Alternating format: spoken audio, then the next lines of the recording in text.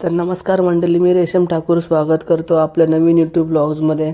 तर आपण आज बनवणार आहोत कांदे पोहे. तर व्हिडिओ स्किप न करता पूर्ण बघा. तर कांदे पोहे बनवण्यासाठी आपण आता घेतले एक बटाटा, एक कांदा, 4 हिरव्या मिरच्या न एक थोडी कोथिंबीर आणि पाव किलो पोहे आणि 1 वाटी शेंगदाणे आणि एक बटाटा उकडून घेतलेला आहे. कांदा बारीक चिरून घ्यायचा आणि जर तुम्हाला कांदे जास्त घ्यायचे असेल तुम्ही जास्त घेऊ शकता. आणि एक मिरची, कढीपत्ता, 8 ते 10 कढीपत्ते घ्यायचे आणि कोथिंबीर पण बारीक चिरून घ्यायची आणि उकडलेले बटाटे आणि पोह्यांना व्यवस्थित भिजवून घ्यायचे आहेत आणि असे सुकट ठेवायचे. तर कांदा पोहे बनवण्यासाठी आपण आता एक इथे तेल घेतले, 2 चमचे तेल घेतले आणि तेल व्यवस्थित तापून झाल्यावर त्याच्यात 1 वाटी शेंगदाणे व्यवस्थित शिजवून घ्यायचे. तर शेंगदाणे असे लालसर झाल्यावर त्याच्यात कढीपत्ता व्यवस्थित शिजवून घ्यायचा तडतड करेपर्यंत आणि त्यानंतर कढीपत्ता शिजल्यावर त्याच्यात राई व्यवस्थित तडतड होईपर्यंत शिजवून घ्यायची. त्याच्याने व्यवस्थित चांगला असा सुगंध येतो.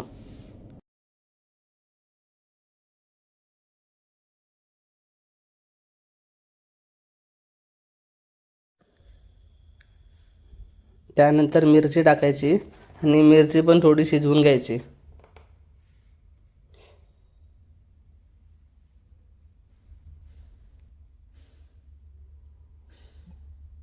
त्यानंतर बारीक चिरलेला कांदा टाकायचा आणि कांदा पूर्णपणे शिजवून नाही घ्यायचा, तर तो हलकासा असा लालपट झाला पाहिजे आणि पूर्णपणे असा कांदा गलून नाही द्यायचा, कारण कांदा पूर्ण गलाला तर त्याची व्यवस्थित कांदा पोह्याची टेस्ट नाही लागणार.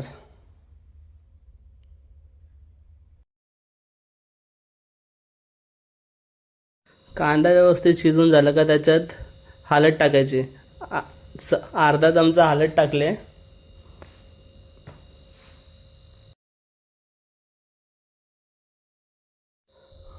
हळद मिक्स करून झाल्यावर त्याच्यात उकडलेला बटाटा टाकायचा आणि बटाटा पण व्यवस्थित मिक्स करून घ्यायचा.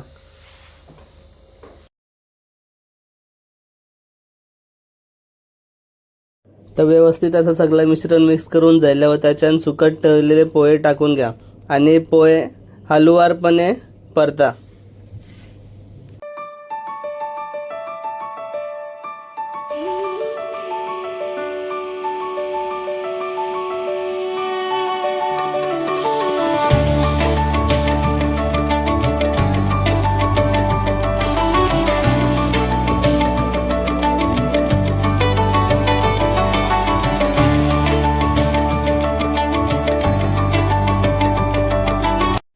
नाही, लक्षात ठेवा की पोहे कधीच जड हाताने नाही परतायचे. जोर देऊन पोहे कधीच नाही परतायचे, नाहीतर पोहे पूर्ण तुटू शकतात. पोहे कधी पण हलक्या हातानेच परतायचे.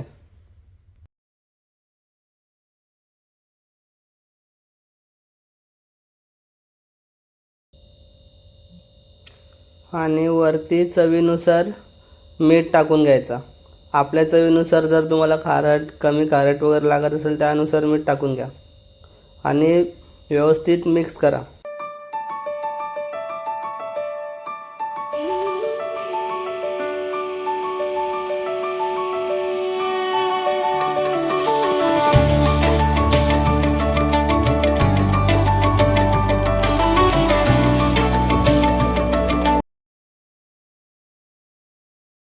आता सगळं व्यवस्थित मिक्स करून झाल्यानंतर आता पोह्यांना 4 ते 5 मिनटं व्यवस्थित झाकण देऊन शिजत ठेवा लो फ्लेमवर.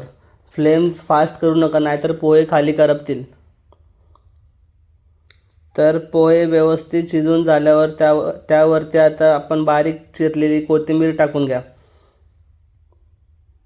आणि त्यानंतर आपले पोहे रेडी आहेत.